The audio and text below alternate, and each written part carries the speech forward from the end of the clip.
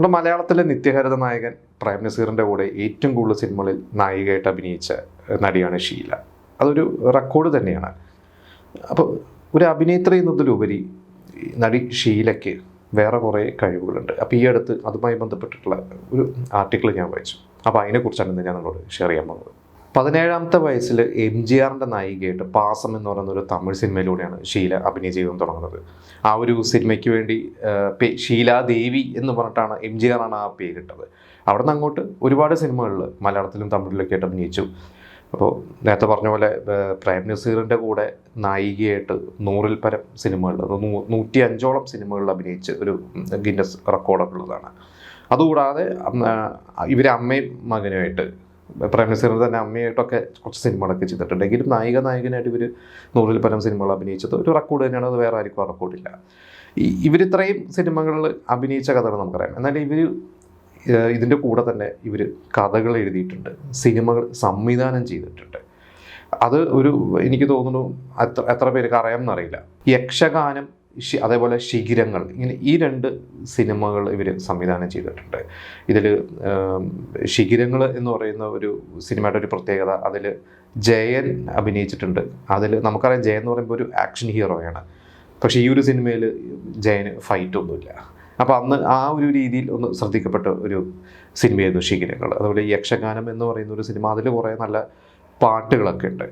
അപ്പോൾ ഇങ്ങനെ ഈ 2 സിനിമകൾ ഇവർ അന്ന് ഇവർ സംവിധാനം ചെയ്തു, ഷീല സംവിധാനം ചെയ്യുന്നു എന്ന രീതിയിൽ അത്യാവശ്യം ശ്രദ്ധിക്കപ്പെട്ട വാർത്തകൾ നിറഞ്ഞു നിന്ന 2 സിനിമകൾ തന്നെയായിരുന്നു.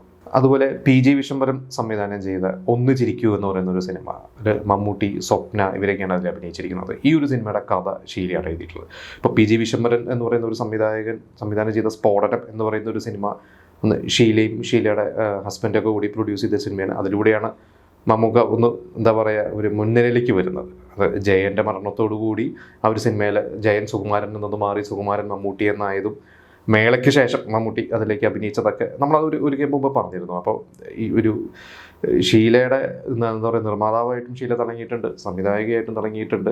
പിന്നെ അവരൊരു ഒരു ഷോർട്ട് ഫിലിം ചെയ്തിട്ടുണ്ട്. ആ ഒരു ഷോർട്ട് ഫിലിമിലാണ് ജയഭാരതിക്ക് ഒരു സ്റ്റേറ്റ് അവാർഡൊക്കെ കിട്ടിയിട്ടുണ്ട്. അപ്പോൾ അങ്ങനെ അവർ ഈ പറഞ്ഞ പോലെ എല്ലാ മേഖലയിലും കൈവച്ചിട്ടുള്ള ഒരു വലിയൊരു കലാകാരി തന്നെയാണ്. ഇതുകൂടാതെ ഇവർ നല്ലൊരു ആർട്ടിസ്റ്റാണ്. അതായത് ഇവർ നന്നായിട്ട് വരയ്ക്കും.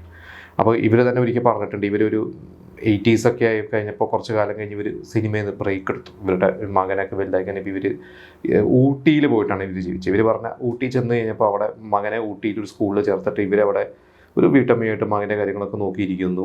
അപ്പോൾ അധികം പേരൊന്നും ചിലപ്പോൾ ശ്രദ്ധിക്കില്ല. ഇവർക്കൊരു പ്രൈവസി ഉണ്ടായിരുന്നു എന്നാണ് ഇവർ പറയുന്നത്. അങ്ങനെ ഇവർ പല മാർക്കറ്റിൽ സാധനങ്ങൾ വാങ്ങാൻ പോകും. അപ്പോൾ അങ്ങനെ മാർക്കറ്റിലൊക്കെ പോയി ഇപ്പോൾ ഒരു മീൻ വിൽക്കുന്ന സ്ത്രീ, അതുപോലെ തന്നെ പൂക്കാരി, പിന്നെ കുങ്കുമം വിൽക്കുന്ന സ്ത്രീ. അപ്പോൾ ഇവരെയൊക്കെ മനസ്സിൽ കണ്ടുകൊണ്ട് കുറേ പെയിൻറ്റിങ്സൊക്കെ ഇവർ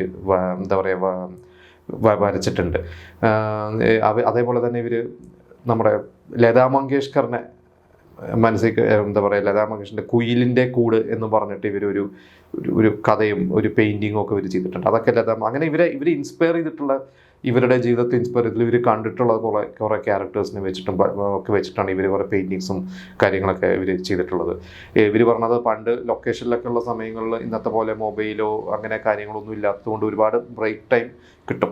പ്രത്യേകിച്ച് ചിലപ്പോൾ ഇവർ ഒരു ഷോട്ട് എടുത്തിട്ട് പിന്നെ അടുത്തൊരു ഷോട്ടിലേക്ക് എടുക്കുന്ന കുറേ മണിക്കൂറുകളൊക്കെ ആയിരിക്കും. അപ്പോൾ അന്ന് വെറുതെ ഇരിക്കുന്ന സമയത്താണ് ഇവർ വരച്ചു തുടങ്ങിയത്. അപ്പോൾ അത് പിന്നീട് ഇവരുടെ ഒരു ശീലമായി മാറി. പിന്നീട് ഇവർക്ക് ഇവർ സിനിമയിൽ നിന്നൊക്കെ മാറി നിൽക്കുന്ന സമയത്തും ഇവർക്കത് കുറേ അതിൽ ഒരുപാട് ഫോക്കസ് ചെയ്യാൻ പറ്റി. പിന്നെ ഇവർ ഈ അടുത്ത് കുറച്ച് കാലങ്ങൾക്ക് മുമ്പ്, ഇപ്പം ഞാൻ ഈ ഒരു ആർട്ടിക്കിൾ വായിച്ചതിൽ ഇവർ ഒരു പെയിൻറ്റിങ് എക്സിബിഷൻസ് ഒക്കെ കണ്ടക്ട് ചെയ്തിട്ട് ഇവർ പറഞ്ഞ ആ ഒരു പെയിൻറ്റിങ് എക്സിബിഷൻ അതിൽ നിന്ന് കിട്ടുന്ന വരുമാനങ്ങളെല്ലാം ക്യാൻസർ രോഗികൾക്ക് വേണ്ടി നല്ല കാര്യത്തിന് വേണ്ടി ഉപയോഗിക്കാനാണ് അവരുടെ ഒരു ഉദ്ദേശം എന്നൊക്കെ അവർ പറഞ്ഞത്. കാരണം അതിൽ ഇവരുടെ സഹോദരൻ ക്യാൻസർ രോഗിയായിരുന്നു. ഇതുപോലെ തന്നെ സത്യൻ മാഷ്, ഇവർ പറഞ്ഞു ഇവരുടെ അഭിനയിച്ചുകൊണ്ടിരിക്കുമ്പോൾ ഇവരുടെ മടി കിടന്ന് സത്യൻ മാഷിൻ്റെ മൂക്കുന്ന് ചോര വരുന്നതും, അപ്പോൾ അതൊക്കെ ഇവർക്ക് ഭയങ്കരമായിട്ട് ഇവരെ ഹോൾഡ് ചെയ്തിട്ടുണ്ട് എന്നൊക്കെയാണ് ഇവർ പറഞ്ഞത്. അപ്പോൾ ക്യാൻസർ രോഗികൾക്ക് വേണ്ടി എന്തെങ്കിലും ചെയ്യുക എന്നുള്ളതിൽ ഇതിൻ്റെ ഒരു കിട്ടുന്ന ഒരു വരുമാനം അതിലോട്ട് എന്ന രീതിയിലാണ് അവർ ചെയ്യുന്നത്. അപ്പോൾ ഈ പറഞ്ഞ പോലെ അവർ നമുക്കറിയാം 80s എന്നൊക്കെ സിനിമയിൽ നിന്ന് മാറി പിന്നെ കുറേ കാലം കണ്ട് മനസ്സിനക്കരയിലൂടെയാണ് അവർ തിരിച്ചു വന്നത്. അന്ന് സത്യൻ അന്തിക്കാട് ഒരുപാട് കൺവിൻസ് ചെയ്യിപ്പിച്ചിട്ടാണ് അവർ തിരിച്ചു കൊണ്ടുവന്നത്. പിന്നെ അവർ കുറേ സിനിമകൾ അഭിനയിച്ചിട്ടുണ്ട്. പക്ഷേ ഈ പറഞ്ഞ പോലെ അങ്ങനെ ഫ്രീക്വൻ്റ് ആയിട്ട് നമ്മൾ കാണാറുള്ളൂ. എങ്കിലും അവരിപ്പോഴും കലാപരമായിട്ടുള്ള കാര്യങ്ങളിലൊക്കെ അവർ സജീവമാണ്. കൂടുതൽ ഇപ്പോൾ അവർ ചിത്രകല ആ ഒരു മേഖലയിലാണ് അവർ സജീവമായിട്ട് നിൽക്കുന്നത്. പിന്നെ അവരുടെ മകൻ നമുക്കറിയാം വിഷ്ണു ഒന്നൊരു 5 സ്റ്റാർ ഹോസ്പിറ്റൽ എന്ന് പറഞ്ഞൊരു സിനിമയിൽ അഭിനയിച്ചു. അതിന് ശേഷം കുറച്ച് സിനിമകളിലൊക്കെ അഭിനയിച്ചെങ്കിലും സിനിമയിൽ വലിയൊരു കരിയർ ഉണ്ടാക്കാൻ അദ്ദേഹത്തിന് പറ്റിയിട്ടില്ല.